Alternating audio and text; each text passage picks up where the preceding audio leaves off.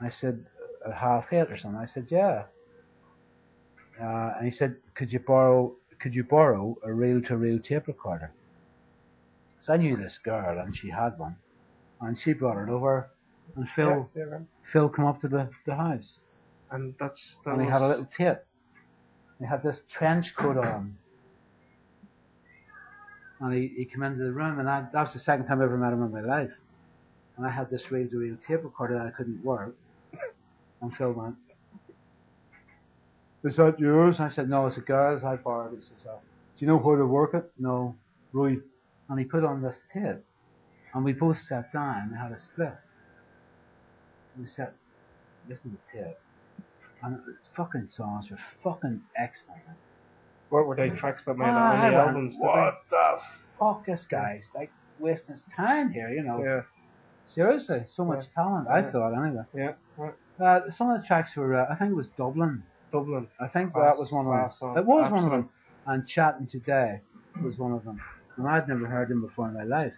Yeah, he blew you out. It could have been some idiot going, bling, bling, bling, bling, bling. I think that star up there is really nice. Bling, bling, bling. You know. Yeah. But it was really good. Yeah. It was about 4 songs in that tape, and I was sitting there, we had a smoke, and I went, fuck me. Fucking excellent. So after the tape said it, he went, "What do you think of me songs?" I said, "They're fucking great, man." He said, "What? Yeah. I said, "I think I could fit my guitar playing into your songs because it was so melodic." Yeah. So he said, okay. So we arranged to have our very first rehearsal in this music shop, and it was in the basement, and the basement was flooded, and there was wooden planks across the floor, and there was water on the floor about that depth, and we had to walk across these planks with amplifiers, drums, guitars, the whole gig. Yeah, and sit way over there in this corner of this cellar. And we sat there, and it was our very first rehearsal. And Eric Grixon, the keyboard player, was there as well, so there was 4 of us. And we all just sat there and went, what are we going to play? And I said, why don't we try Slow Blues in C? So Phil's on the bass going, I said, that's C there. Seriously, it's true. You saw it as beginning, very first rehearsal ever. And he said, where's C? And I went, oh my God almighty, what have I got into here, you know? But once we started playing, we were all smoking, you know, all the time, permanently stoned. I gotta say that Early Thin Lizzy was permanently stoned, folks. That's why the album was true. So. I don't know, but that's the way things were in those days. Yeah. It wasn't just us. Yeah. So everybody. Loads and loads and loads and loads of groups were all stoned, and we were one of them. Right. So we had that rehearsal, and we started playing. All of a sudden, there was something fucking happening. It was music, you know. The chemistry was right. It's happening then, yeah. Well, the chemistry was right between us. Yeah. And I said, right, that's it.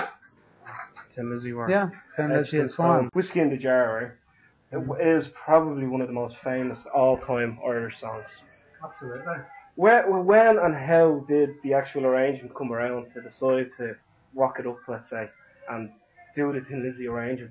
Because I heard Brian talking about yourself and Philip used to go down to clubs in Bagot Street with acoustic guitars and jam away in the acoustic, in the traditional bars and jam away on the traditional scene. We formed Thin Lizzy, and we went out and started playing the circuit in Ireland, all over Ireland, and we were a brand new group, and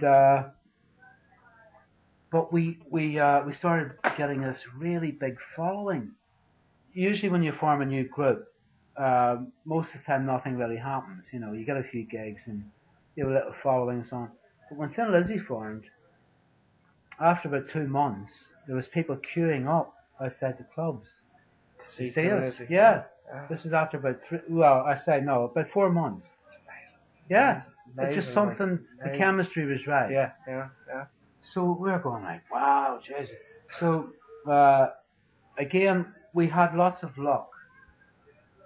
It seemed to be one of those things that it was supposed to happen. That's the way I look at it. Because when I look back on it and think about it, that's what it feels like. So we got a chance to record an album in London for Decca. This was about a year later, and we went over and we recorded this album. And then we came back to Ireland and played Ireland again, and became pretty big. And then we went over and lived in England, and we had to start from the very beginning again, because no one knew who we were in England. Right. You've never heard of us? Yeah, I was only an Irish fan base. So we were probably the biggest Irish band in Ireland at that time. Yeah. We left Ireland, went to London, and people went, "Say no." So we had to start from the very start again and build the whole thing up again. Yeah. So we were getting a lot of experience and learning a lot of stuff. And anyway, one day we went into the studios because one of our managers said he came to a rehearsal. We used to rehearse every week in London, and our manager came to the rehearsal one day, and as he was walking in the door, we were fucking about with whiskey in the jar, just as a joke. Yeah, that's all it was. Yeah, just a joke. Yeah. Phil started messing about, and he picked up this guitar and he started going down like some Irish songs, like "Oh, I wish I was in Kerry." All that stuff. And eventually, he started singing "Whiskey in a Jar." So I'm sitting there like bored out of my head, and Bram was over there bored out of his head, and all of a sudden Phil started going in. As I was going over. So I started playing the guitar with him, and Bram started playing the drums, and our manager walked in the door as we were doing this, so we stopped, and he said, "What was that song you were just playing?" And we said, "I'm only messing about." He says, "That could be a hit." Fuck what? Fucking talking about? Just fucking about, you know. Yeah. He says, when have you to record your next single for Decca? We said, about 4 weeks. He says, have you got a song? And we said, yes, it's one of our own, Black Boys in the Corner. Fabulous song, Phil. Fabulous Joe. He said, okay, have you got a B-side? I said, no. Why don't you put Whiskey in the Jar on the B-side? What? We left Ireland to get away from this fucking music, and you want us to record Whiskey in the Jar? Okay, so we went into the studios and we recorded it.